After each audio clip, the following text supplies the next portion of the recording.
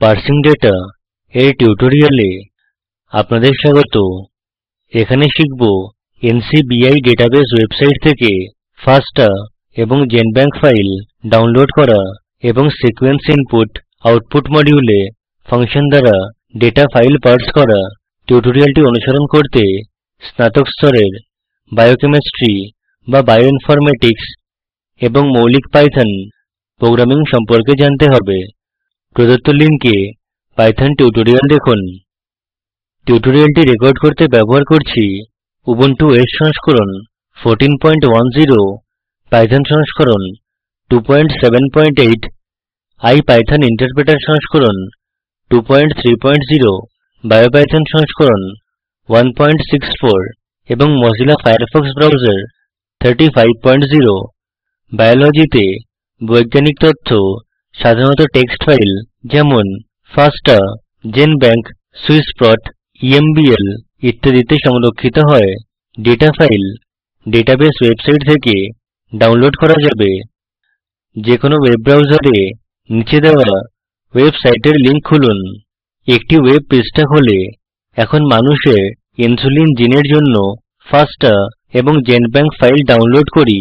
Search বাক্সে লিখুন human insulin, search বোতামে ক্লিক করুন। ওয়েব পৃষ্ঠা মানুষের ইনসুলিন জিনের অনেক ফাইল দেখায়। প্রদর্শন করতে আমি হোমো সেপিয়েন্স ইনসুলিন mRNA নামে 4টি ফাইল চয়ন করব। আমি 500 এর কম বেস পেয়ার্স রাখা ফাইলগুলি চয়ন করব। ডাউনলোডের জন্য ফাইল চয়ন করতে চেক বাক্সে ক্লিক করুন। কার্সর সেন্ড টু বিকল্পতে নিয়ে যান, যা পৃষ্ঠার উপরে ডান দিকে রয়েছে। ডাউন অ্যারোর সাথে ছোট চয়নিত বোতামে ক্লিক করুন, যা সেন্ড টু বোতামের পাশে রয়েছে। চুজ ডেস্টিনেশনে ফাইল বিকল্পে ক্লিক করুন। আপনি এই ফাইল যে কোনো ফাইল ফরম্যাটে সংরক্ষণ করতে পারেন, যা ফরম্যাট ড্রপ ডাউন তালিকা বাক্সে সূচীবদ্ধ। প্রদত্ত বিকল্প থেকে ফাস্টা চয়ন করুন, তারপর ক্রিয়েট ফাইল বিকল্পে ক্লিক করুন। স্ক্রিনে একটি ডায়লগ বাক্স দেখায়। ওপেন উইথ চয়ন করুন, OK তে ক্লিক করুন। টেক্সট এডিটরে একটি ফাইল খুলে ফাইলটি 4টি রেকর্ড দেখায়। কারণ ডাউনলোড করতে আমরা 4টি ফাইল চয়ন করেছি। প্রত্যেক রেকর্ডের প্রথম লাইন হল আইডেন্টিফায়ার লাইন। এটি গ্রেটার দেন চিহ্ন দিয়ে শুরু হয়। এরপর সিকোয়েন্স আসে। ফাইলটি হোম ফোল্ডারে sequence.fasta হিসাবে সংরক্ষণ করুন। টেক্সট এডিটর বন্ধ করুন। পূর্বে চয়নিত একই ফাইলসের জন্য জেনব্যাংক ফরম্যাটে ফাইল ডাউনলোড করতে উপরের মতো ধাপগুলি অনুসরণ করুন। ফাইল ফরম্যাটে জেনব্যাংক চয়ন করুন। একটি ফাইল বানান। টেক্সট এডিটরের সাথে খুলুন। লক্ষ্য করুন জেনব্যাংক ফরম্যাটে সিকোয়েন্স ফাইলটি ফাস্টা ফাইলের তুলনায় অধিক বৈশিষ্ট্য রাখে। ফাইল হোম ফোল্ডারে sequence.gb হিসাবে সংরক্ষণ করুন। টেক্সট এডিটর বন্ধ করুন। প্রদর্শন করতে একক রেকর্ড সহ একটি ফাস্টা ফাইলের প্রয়োজন। এর জন্য চেক বাক্সে আবার ক্লিক করে আগের চয়নটি মুছে ফেলুন।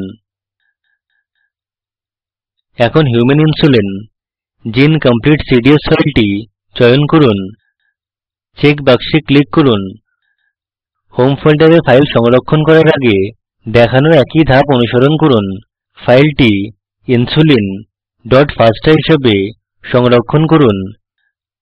এই ফাইলে সংরক্ষিত বায়োলজিক্যাল ডেটা বায়োপাইথন লাইব্রেরির মাধ্যমে এক্সট্র্যাক্ট এবং সংশোধন করা যায়। টেক্সট এডিটর বন্ধ করুন। ডেটা ফাইল থেকে ডেটা এক্সট্র্যাক্টকে পার্সিং বলে। অধিকতর ফাইল ফরম্যাট ECQIO মডিউলে উপলব্ধ ফাংশন দ্বারা পার্স করা হয়। ECQIO মডিউলের অধিকতর ব্যবহৃত ফাংশন হল পার্স, রিড, রাইট এবং কনভার্ট। Ctrl, Alt এবং T কী একসাথে টিপে টার্মিনাল খুলুন। প্রম্পটে IPython লিখে IPython শুরু করুন। এন্টার টিপুন। এরপর বায়ো প্যাকেজ থেকে ECQIO মডিউল ইম্পোর্ট করুন। প্রম্পটে লিখুন from bioimport seqio enter টিপুন। আমরা সবচেয়ে গুরুত্বপূর্ণ ফাংশন parse দিয়ে শুরু করব। প্রদর্শন করতে সেই FASTA ফাইল ব্যবহার করব যা অনেক রেকর্ড রাখে যা ডেটাবেস থেকে আগেই ডাউনলোড করেছি। সহজ FASTA parsing এর জন্য প্রম্পটে নিম্ন লিখুন।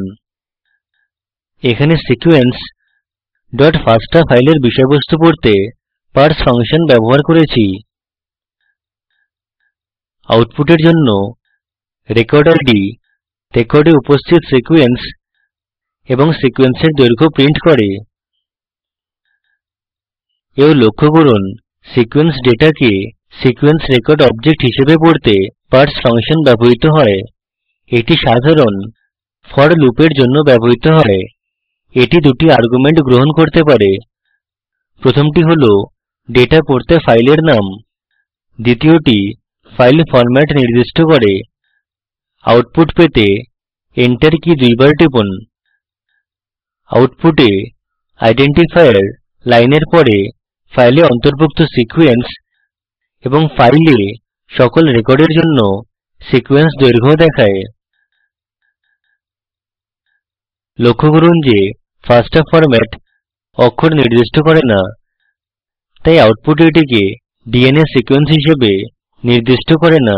একই ধাপগুলি genbank ফাইল পার্সিং করতে পুনরাবৃত্তি করা যায়। প্রদর্শন করতে genbank ফাইল ব্যবহার করব যা আগেই ডেটাবেস থেকে ডাউনলোড করেছি। কোডের লাইন যা আমরা আগে ব্যবহার করেছি তা পেতে আপ অ্যারো কি টিপুন। ফাইলের নাম বদলে sequence.gb দিন। ফাইল ফরম্যাট বদলে genbank করুন।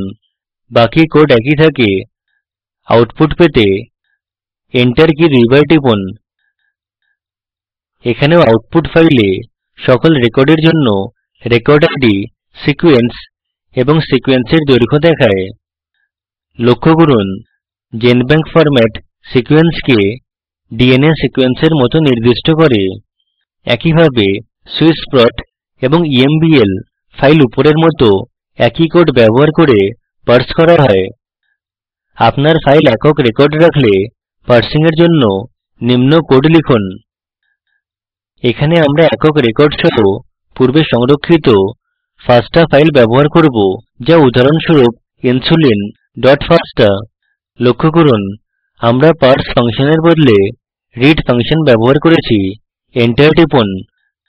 আউটপুট insulin.fasta ফাইলের জন্য কন্টেন্ট দেখায়। এটি সিকোয়েন্স রেকর্ড অবজেক্টের মতো সিকোয়েন্স এবং অন্যান্য অ্যাট্রিবিউট যেমন gi অ্যাক্সেশন নম্বর এবং ডেসক্রিপশন দেখায়। আমরা নিম্নের মতো এই রেকর্ডের স্বতন্ত্র অ্যাট্রিবিউট দেখতে পারি।